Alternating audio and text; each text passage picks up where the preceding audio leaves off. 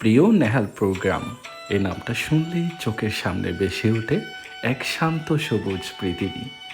এ যেন এক অন্যরকম গ্রাম, যেখানে প্রকৃতি নিজের মতো করে বাঁচে আর মানুষ বাঁচে প্রকৃতির ছায়ায়।